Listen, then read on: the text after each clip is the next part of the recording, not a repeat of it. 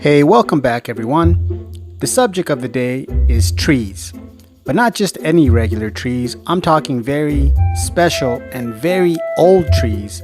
I'm excited to say that I'm headed to the Ancient Bristlecone Pine Forest. The Ancient Bristlecone Pine Forest is located in the White Mountains and are part of the Inyo National Forest. It is only open about 5 months out of the year. The forest sits at an elevation just over 10,000 feet, and because of this, the area is covered in snow most of the time and unsafe for public travel. The Park Service typically opens the roads and visitor center from early May till about October, or as long as the weather permits.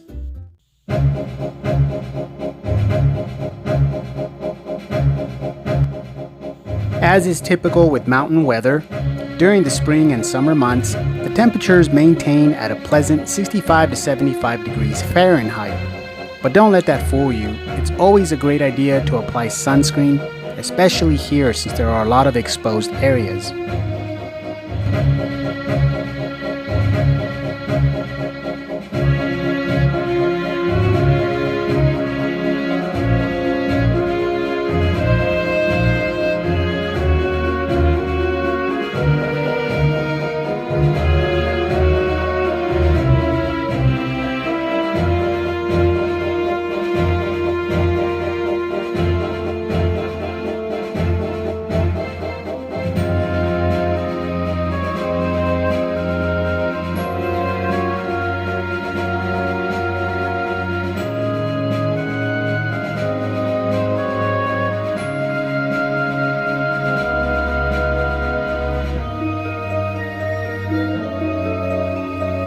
This is the visitor center. I decided to drop in and take a look around before getting on the trail.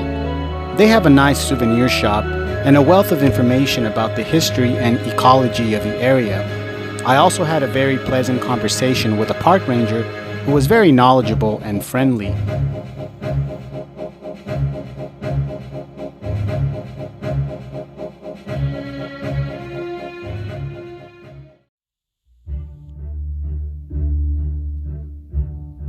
There are 2 groves you can visit in the Ancient Bristlecone Pine Forest. They are Shulman Grove, which is where I'm at right now, and Patriarch Grove, which is 12 miles further down a dirt trail that continues before you turn into the visitor center parking lot.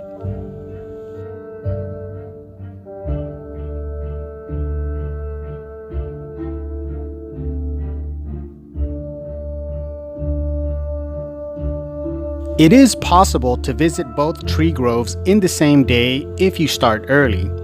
Since I arrived at around noon, I had decided I would spend my time at Shulman Grove.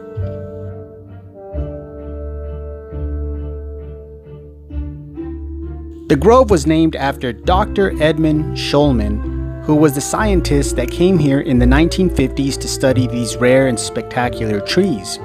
Most of what we know about these trees and area is all due in part thanks to Dr. Shulman's research.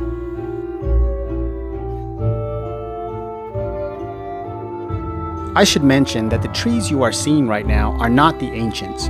You will have to work for it a bit and hike in about 3 miles before they begin to appear. Even if you don't have a way of tracking your distance, you will definitely know when you've arrived. But I wouldn't be surprised if these younger trees are several hundred years old, perhaps even more.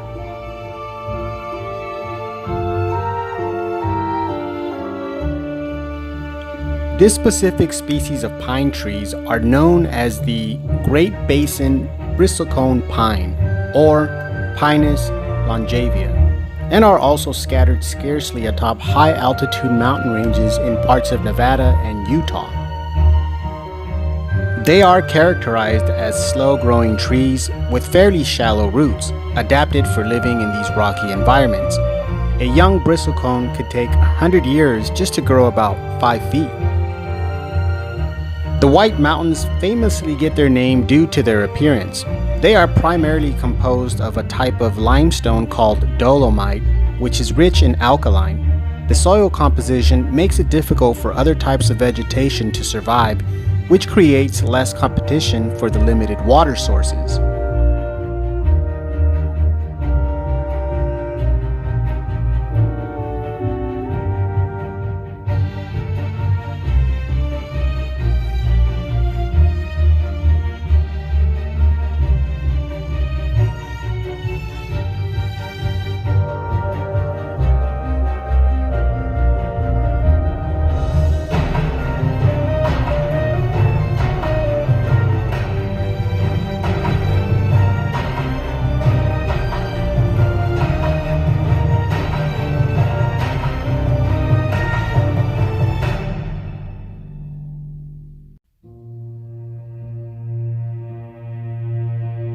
Slowly but surely, the ancients begin to emerge.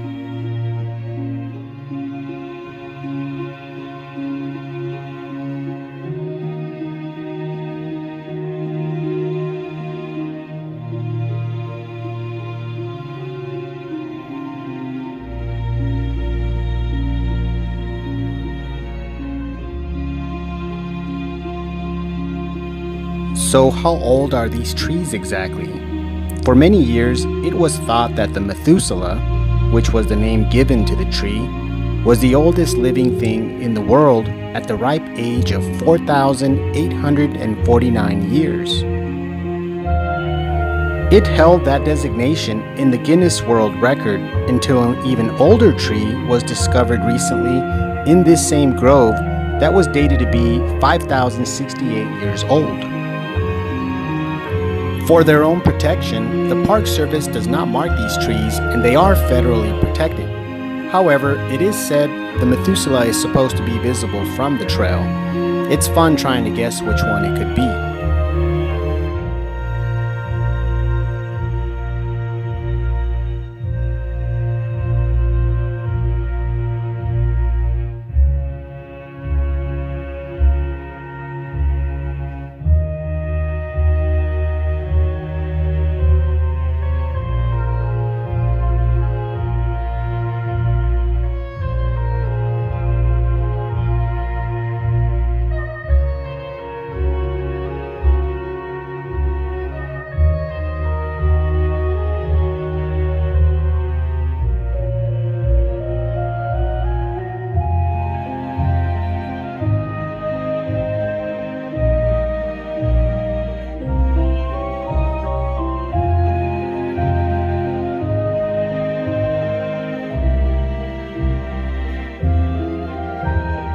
The method used to determine the age of these trees is called dendrochronology. It involves a process which basically cores the center of the tree with a very slim tube that extracts a sample which will allow you to count the annual tree rings.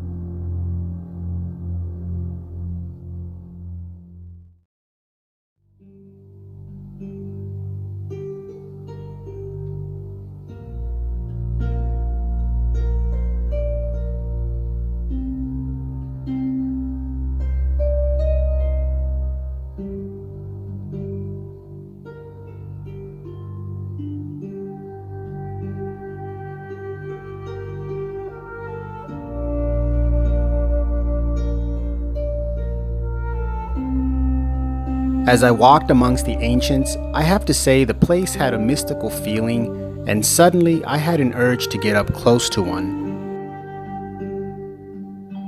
If it could talk, what would it say? The stories you could tell me. You were here before the pyramids.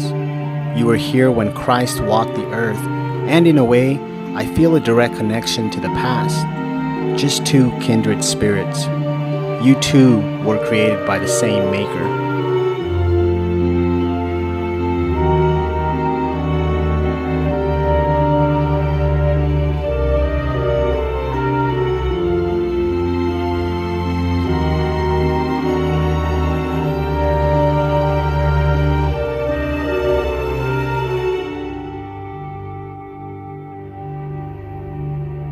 You may have probably noticed by now that some of these trees look completely dead or nearly dead, and that's because both are true.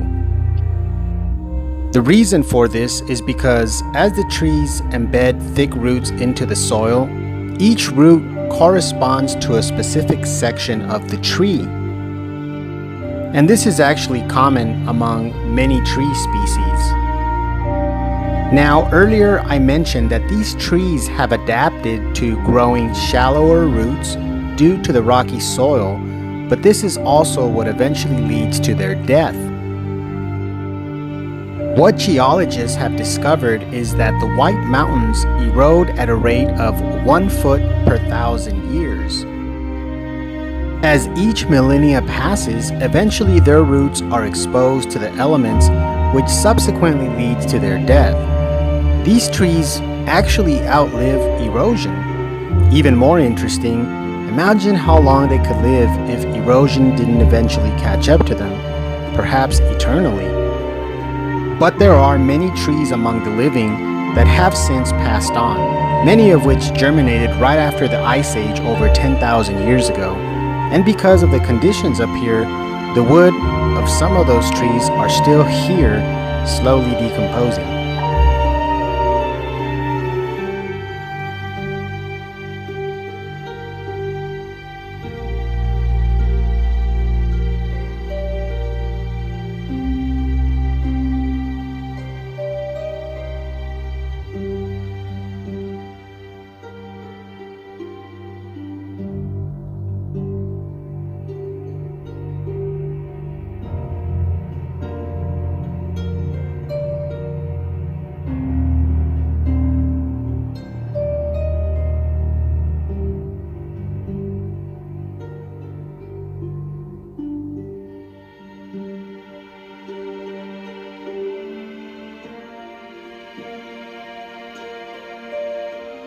I start making my way back.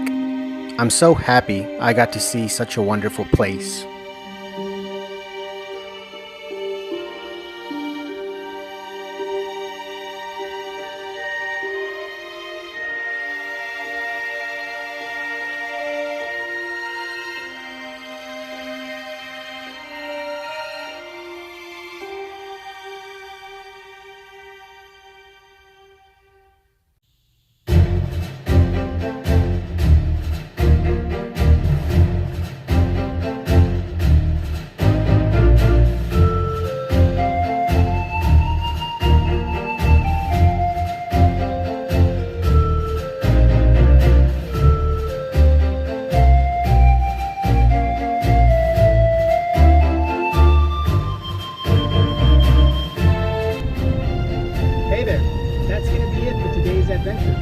This was a wonderful experience. It's a unique place and truly one of a kind. I hope you guys were able to enjoy watching that, and thank